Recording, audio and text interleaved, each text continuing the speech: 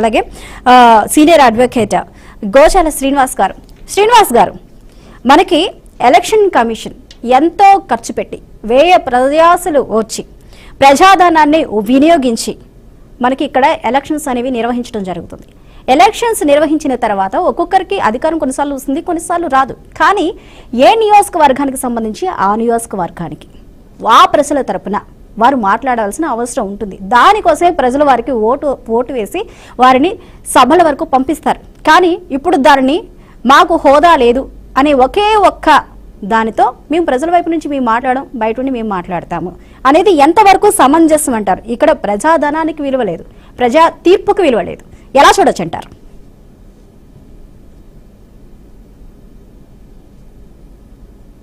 Unmute చేయండి శ్రీనివాస్ గారు, voice unmute చేయండి. మీ సుదీర్ఘమైన ప్రశ్నలో జవాబు కూడా దాంట్లోనే ఉంది, దాంట్లోనే కనిపిస్తుంది. ఇప్పుడు ఆంధ్రప్రదేశ్ రాజకీయాలు ఎలా ఉన్నాయంటే ఎన్నికలు అయ్యే వరకు, ఎన్నికల దాకా రాజకీయ పార్టీలు విమర్శించుకుంటారు, దూషించుకుంటారు, ఎక్కడా లేదు, దూషణకు అవకాశం లేదు, విమర్శించుకుంటారు, రాజకీయ మాటలు మాట్లాడతారు, ఉపన్యాసాలు ఇచ్చుకుంటారు, ప్రజల దగ్గరికి వెళ్తారు, తమ పార్టీ గొప్పతనం చెప్పుకుంటారు, తమ పార్టీ యొక్క చేసే పనుల గురించి చెప్పుకుంటారు, ప్రజలకి అరిచేతులు వైకుంఠం చూపిస్తూ ఉంటారు.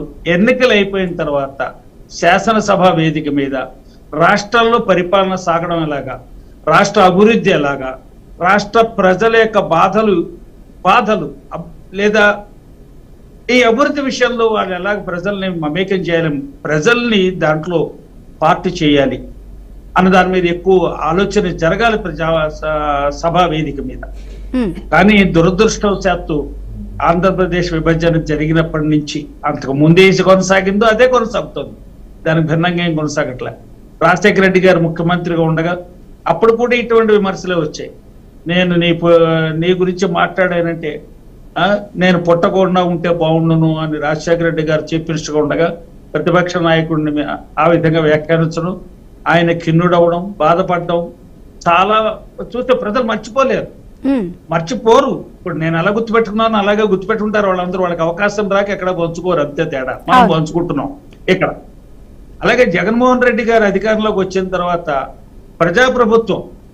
ప్రజాప్రభుత్వం అంటే చంద్రబాబు నాయుడు గారు అధికారంలో ఉండగా జగన్మోహన్ రెడ్డి గారు ఏ విధంగా ప్రవర్తించారు మొదట 2014 నుంచి, అంటే ఆంధ్రప్రదేశ్ విభజన జరిగాక మొదటి అసెంబ్లీ అక్కడ ఏ విధంగా ప్రవర్తించారు, అసలు సభలో ఏ విధంగా ప్రజా సమస్యల మీద చర్చ జరిగింది, ప్రభుత్వాన్ని ఎక్కడ నిలదీయగలిగారు, ఎక్కడ ప్రభుత్వానికి సలహాలు ఇవ్వగలిగారు, అది కూడా చూసినట్టయితే ఏం కనపడలేదు.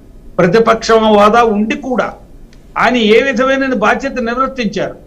ప్రతిపక్ష హోదాగా మళ్ళీ రాజకీయాలే, అక్కడ కూడా రాజకీయాలే, బూతులే, తిట్లే, అక్కడ కూడా నువ్వెంత అంటే నువ్వెంత, ఒకరొకరు వ్యక్తిగత విమర్శలు, లేదా 2 కుటుంబాల మధ్య విమర్శలు, 2 కుటుంబాల మధ్య ఉన్న ఆడవాళ్ళని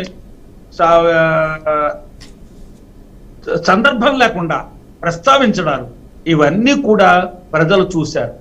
ఇప్పుడు 2019 ఎన్నికల 24 ఎన్నికల తర్వాత మొదటిసారి ప్రతిపక్ష హోదా కూడా లేకుండా, మొదటిసారి అంటే ఆంధ్రప్రదేశ్ ఇప్పుడు విభజించబడిన ఆంధ్రప్రదేశ్ ఏర్పడ్డాక ప్రతిపక్ష హోదా లేదని ఒక విషయం మర్చిపోవాలి.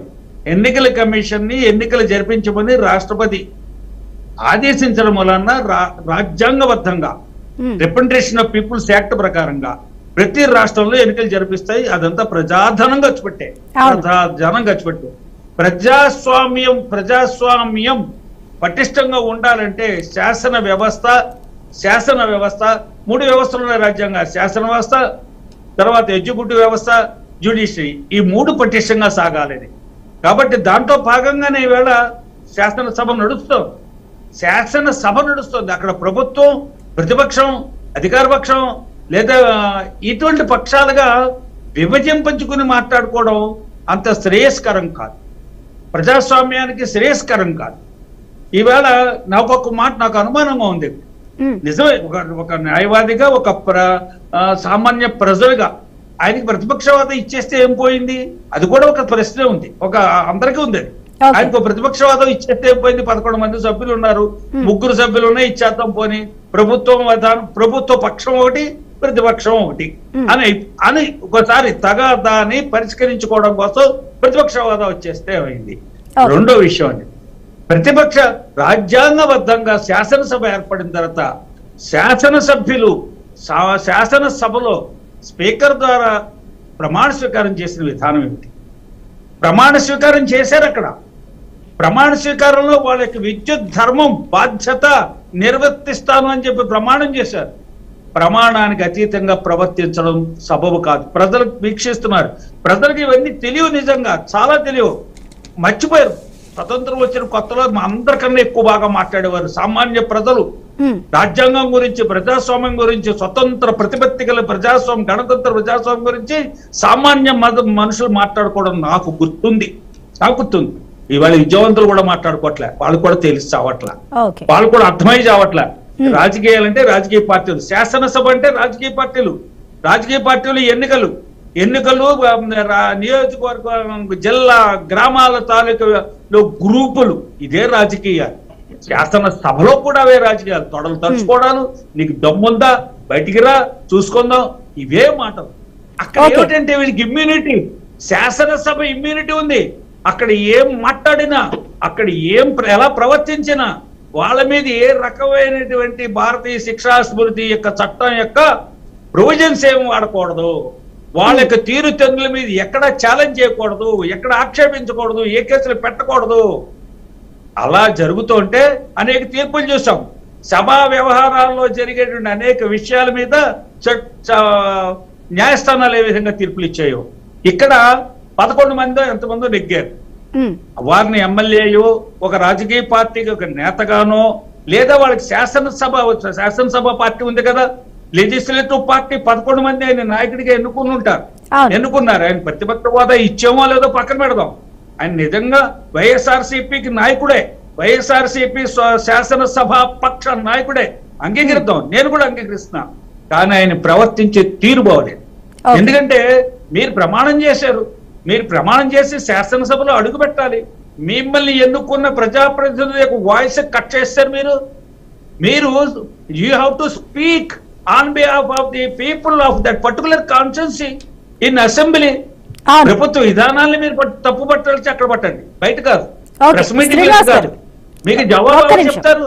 మీరు విధానాన్ని మీరు ప్రశ్నలు లేవనెత్తారు, ఈ ప్రభుత్వాన్ని క్వశ్చన్ చేస్తున్నారు, వేలెత్తి చూపిస్తున్నారు. సమాధానం ఎక్కడి నుంచి వస్తుంది? మీకు ప్రభుత్వం నుంచి రావాలి. ప్రెస్ మీట్ లో సమాధానం దొరుకుతుందా? బయట ప్రజలు ఏమనుకుంటారు?